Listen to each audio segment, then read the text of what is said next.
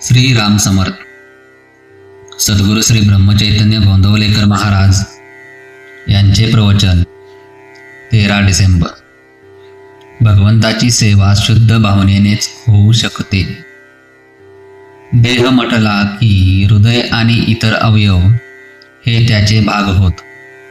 पण समजा देहाचे इतर सर्व अवयव शाबूत आहेत आणि हृदय तेवढे बंद पडले, तर सर्व इंद्रिय शाबूत असूनही त्यांचा उपयोग नाही. या उलट हृदय चालू असून इतर अवयव जरी काम करायला समर्थ नसले तरी उपचार करून पुन्हा पूर्ववत व्यवहार चालू होण्याचा संभव असतो. फार काय, पण एखादा अवयव काढून टाकावा लागला तरी हृदय शाबूत असेल तर काम भागते.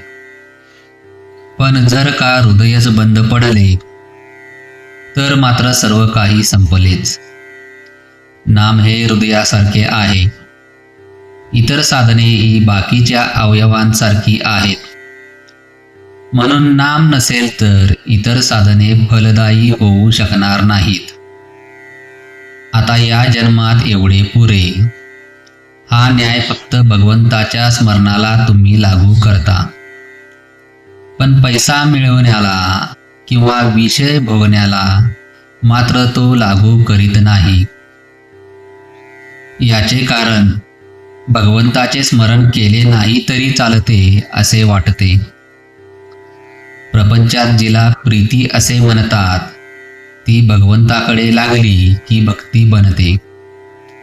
प्रपंचातला लोभ भगवंताची आवड बनते.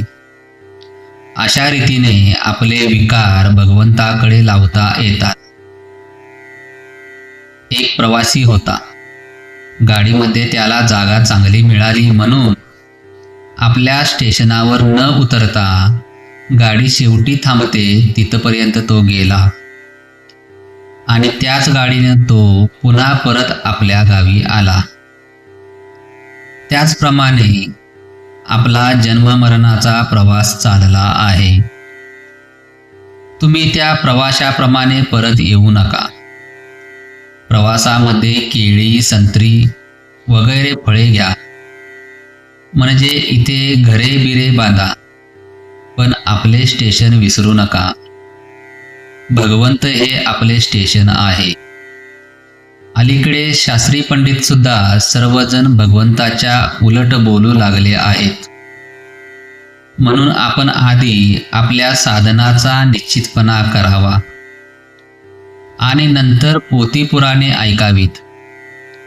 पुष्कळ लोक जे पोथी ऐकायला जातात ते लोकांनी बरे म्हणावे यासाठी, किंवा करमत नाही म्हणून, किंवा इतर उद्योग नाही म्हणून जातात. असे करणे योग्य नाही. पोथ्या पुराणांच्या मध्ये दोष नाही, पण सांगणारा आपले काहीतरी त्याच्यामध्ये घालून सांगतो आणि ते बाधक ठरते.